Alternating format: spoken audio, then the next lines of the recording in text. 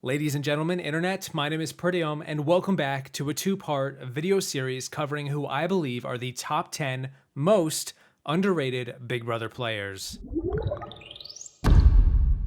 If you missed part 1, check the description, but otherwise, let's just get right back on the saddle and jump into my number 5. My number 5 most underrated player is, drumroll, Karen. Yeah, Karen from Big Brother 5. Old school to the T, but still getting an A in my underrated scorerometer. There's a distinctly huge gap between how good she was versus how much credit she ever gets, and that's why she's so high on my list. Maybe this video will change that, put some respect on her name, and then drop her down to no longer being underrated, but Karen was no slouch when it came to strategy. She initially had a strong trio alliance of herself, Will, and Lori. Unfortunately, Lori was a little obvious of a threat and had won money early in the first week of the season and was threatening to the Four Horsemen Alliance, and so Karen herself was nominated next to her by week 2. Losing Lori put Karen at a disadvantage very early on in the season, but we've seen a lot of really good players start the game with poor footing. But she was very adaptable, as we'll see numerous times throughout the season of Big Brother 5. Karen and Will begin to lay the foundation to overthrow the Four Horsemen Alliance alongside Nokomis, Diane, and Marvin. A voting block is put together to seize the majority, and Karen is right in the thick of it. Karen is underrated, but I will say I don't think she's the best player this season because I think both Drew and Diane go one step further and outmaneuver her here. Starting right at the jury phase, the twins, Adria and Natalie, form a twins alliance with Drew and Diane, which cut out Will, Karen's biggest ally in the game. Diane does feel guilty about this, but still, Karen didn't win her over. From here, Karen becomes a bit of a classic floater, not the one that does nothing, the one that bounces from power to power. She bounces between working with Drew and Diane, and then working with Nokomis and Marvin. She's not on anyone's hit list, she's never won a competition yet, although she's about to win her only one of the season, and she's in the good graces of everyone in the house. She even assists in getting Diane nominated by Drew to help widen a crack between the two strongest players. She is consistently in the middle of the action without being the biggest threat, a great combination. If the Final 5 veto is any competition that doesn't allow players to help each other, I think there's a decent chance Karen wins this season. She had the best relationships with the jury of the entire cast, and if she's sitting next to anyone, she wins. She had friends who are willing to take her, but unfortunately, the competitions at the end of the season, the luck just didn't break her way. She's a character in that season, no doubt, but she was a likable one with a knack for strategy, on top of being a little weird at times, immensely underrated in my books. Honestly, I think that everybody has forgotten that these people that are being ostracized are going to hold the final two's fate in their hands. I have a very detailed, complicated strategy that I'm trying to stick with in here. And I'll tell you the honest truth, cut and dry, I'm doing everything I know to stay in this game. I'm laughing at stupid jokes. I'm learning card games, staying up all night while everybody's getting drunk and giggling with them. I'm washing tons and tons of dishes. I'm talking about music and things that I don't know anything about at all. I've started to drink coffee to be part of the coffee club. I cry with people. I listen to things that I don't know anything about and I try to relate to them. I swallow my pride. I feel very comfortable around you. And it's so weird. The biggest part of this game involves the people who are sitting on that jury because they are going to cast the final vote. They're going to decide the fate of the final two.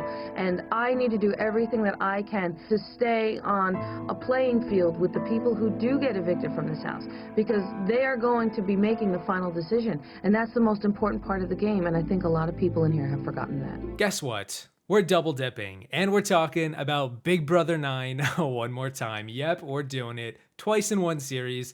This is unprecedented. I don't talk about Big Brother 9 very often, but it deserves some love here as my fourth most underrated player is Sheila Kennedy, who got third place and almost won this season. Now I will say this, I don't know if Sheila wins the jury vote against Adam or Sharon, though I definitely think she beats Ryan, but regardless, to go from being nearly the first boot to being third place, that's a lot to unpack. I mean, look at Sharon from part 1. She was the first boot and got fourth, and she's in my top 10, top 6. Sheila is one of the most visible players on BB9, and unlike Sharon, we saw a lot of her every week. She has a nice crescendo of a narrative that gets better and louder as she gets further into the season, and it almost culminates in a win. And by crescendo, what I mean is if you were to just watch the pre-jury of the season, Sheila is not all that great. She picks fights, particularly with Adam. She creates a fake story about being related to Allison, which only puts a bigger target on her back. But it's around when the jury phase starts, after about 3 weeks into the season, that things change. First, she flips the story against Allison and then further removes herself from it. Meanwhile, Allison gets utterly buried for it. She joins up with Sharon, Joshua, James, and Chelsea to form a majority going into the jury phase. But she also quickly recognizes that she's on the bottom of this 5-person alliance and then flips the script once they reveal her standing. Big Brother 9 is dominated by one alliance during the jury phase, and it is largely thanks to Sheila. Once she flips that script, she rallies to get Adam, Ryan, Matt, and Natalie on her side with the information that she has, and together the 5 of them stick together until the final 5. She gets lucky with a few of them winning clutch HOHs, but that's every season. She even convinces Natalie to drop at the final 5 HOH, despite Natalie being her target. Totally snows the girl and then blindsides her in one of the best evictions ever. To my boys, I am sorry I have made some mistakes, but I love you, and you know my loyalty stands with you, so please, please keep me in the house so I can continue to play with you. The votes are in, and we have a tie. Sheila, as the current HOH, you must cast the deciding vote. Natalie, you just told all of America where your loyalty lies. I can't risk this right now where there's 5 people sitting here. I cannot risk this in my game right now. So I'm sorry, Natalie. I'm evicting you. Sheila's just never talked about. I don't know what else to say. Not one person on Twitter mentioned her after hundreds of responses. And here's the deal. I don't think Sheila is one of the best players ever, but I do think that she's pretty good, likely the best player on Big Brother 9 for that matter. Once she got her head in the game, she is a force to be reckoned with, and I think there's a big enough gap between where she gets rated to where I think she should get rated that makes her vastly underrated by my standards. So, with all that being said, she's number 4, and we move on. I never would have dreamt this in a million years. Wow, I made it this far. I'm in the 3, and I so want to make it to the end with Adam. I want it to be Adam and I. My third most underrated player is Robby from Big Brother 3, and there's a lot to be said about Robby, but I think the best thing I can say is that if Danielle Reyes isn't on this season, I think there's a pretty good chance Robby wins. Robby was so naturally gifted at working people over, so much so that he even kinda didn't want to believe it himself. He made everyone feel like he was their best friend, the most important person in the world, and I think a testament to his skills are how he significantly contributed to turning the jury against Danielle, setting the mood for most of the season as a game that would be played by virtuous principles. No lies, no cheats, just an honest day's work in the Big Brother house. Robby worked to put together the dominant alliance that controlled the first few weeks of the season. At several points, he was nominated as a pawn, once even by his own ally, and despite being recognized as such a huge threat, he still survived the block come eviction night. I did 2 whole videos chronicling Danielle's story, talking about this season in depth, and I still don't fully understand how that happened to this day. He convinced Jason, one of the best social players ever, to not target him in a week where Danielle wanted him out bad. But Jason didn't budge. He liked Robby too much to do that to him. And while it kind of confused me how Robby couldn't get Amy to use the veto on him in the week that he went home, despite her wanting to, I still think he's up there as one of the most underrated, given how threatening of a player he was. What do you think, Jay? Well, that's what what do you think, Jay? Don't worry about what those people told you. What do you think? Right now, I don't know. Right. Okay. Jay, I completely believe in you, and if you think otherwise, then you're making a mistake. And the same reason that I would like to keep him in the house is also the reason that I fear him in this house, because he is an amazing player. And I feel like if he stays here a couple more weeks, that I've given him the $500,000. He's just too dang clever. I mean, the man's my biggest competition in this house. That's the only thing I have to say about Robby. I think Roddy's a master gamesman.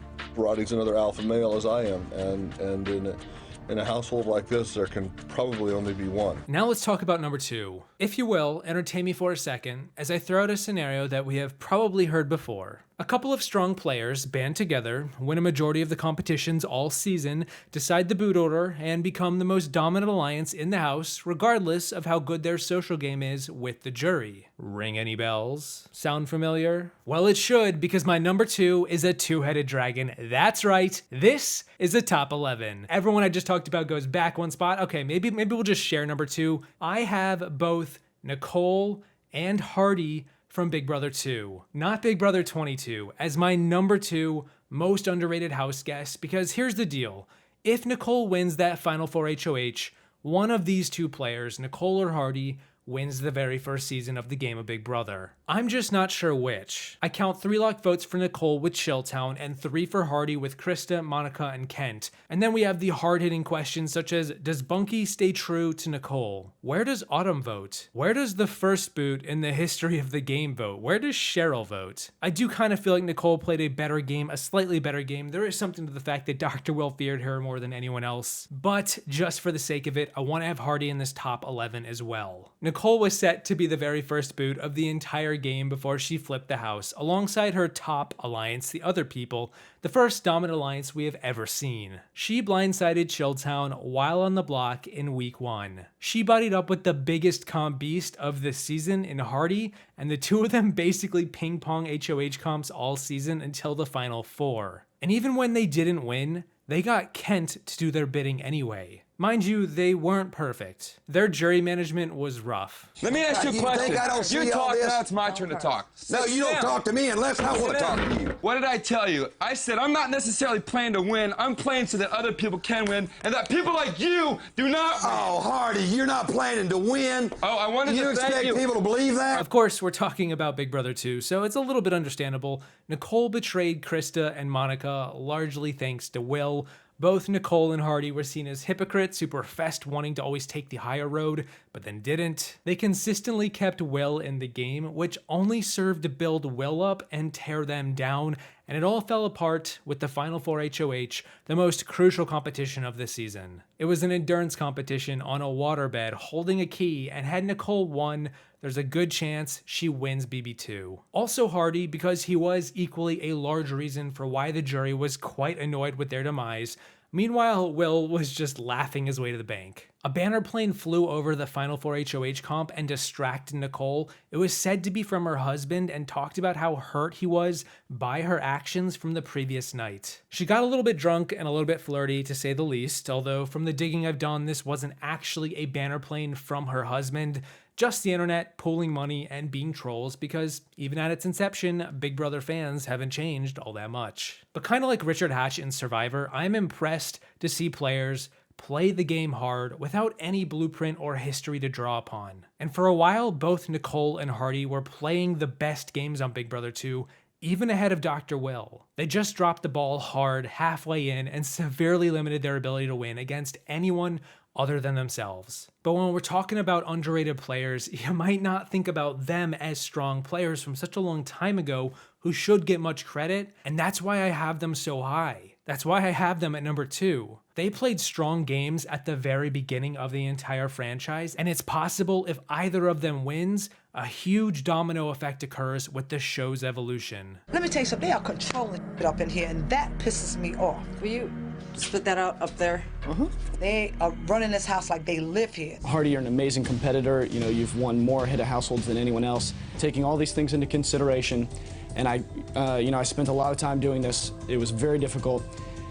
I finally decided to evict Hardy. Before I get to my number 1 most underrated Big Brother player, I want to throw out some names of players who almost made my top 10 honorable mentions, but were cut at the last minute. And not so much because I don't think they're good players, more because I don't think they're as underrated from my perspective. It's more about the underrated factor than it is them being good at the game. Players like JC, Brett, Austin, Christy, Helen, Natalie, Monica from BB2, and even Frankie. Frankie's a pretty good player, but I don't think he's as underrated as my top 10. Maybe you disagree, maybe I'm wrong. I don't mind hearing it, let me know. Who do I think is the most underrated Big Brother player to this day? Well, I was nominated the first week, and it just kept happening.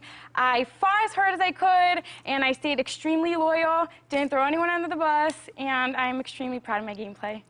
Well, I think it's none other than Shelly Moore from Big Brother 13. If you watched part 1, this shouldn't be too shocking. I purposefully avoided bringing her up when I spoke about Kalia and Portia, strictly because I didn't want to spoil this too much. But a lot of what I said about those two players can also apply to Shelly, as she was also a newbie player, shackled to a random stranger, facing off against a brick wall of one-dimensional producers' pets in the Veterans Alliance. But Shelly was immaculate in her gameplay. Whereas Portia ingratiated herself with Brenchel, Shelly did so with Jeff and Jordan, and I would argue she did it the best of all the newbies. She effortlessly played both sides of the house, working with Kalia, Portia, Danny, as well as the veterans all season, and only at the final 7 did she finally strike at the heart of the beast, taking down Jeff in the double eviction, and the timing was perfect because Shelly was the least fit player that season. She was an older woman, a smoker, and she just wasn't all that physically in shape. But she showed us that didn't matter. She never won a competition, and if you think taking Jeff to the end game was gonna be a bright idea for her, I'm biting my tongue. I have a bone to pick with Julie. In Shelly's exit interview, Julie practically cries to Shelly for turning on Jeff. She outwardly shames her, makes Shelly feel stupid for doing so, for making a big move too early. It was day 55. There were 20 days left. What was she supposed to do? Shelly was working overtime all season, and to guilt trip her for that? I needed to get Jeff and Jordan apart, and they were in my alliance, and it hurt like crazy, but to get to the end, you've got to move people out of the way. But why did you make that move so early in the game? Why did, in an instant? When the fast forward came and everything happened, Danielle, Jeff out of the way, I truly thought if I could get through this week, I could have sat in one of those last 2 chairs. And now that you're sitting here, what do you think about that big move you made last week? My fear was if I waited too long, I would sit there with Jeff and Jordan and me, and when it came to that decision, they were never going to take me. I mean, it was an early big move. Early big dump move, right?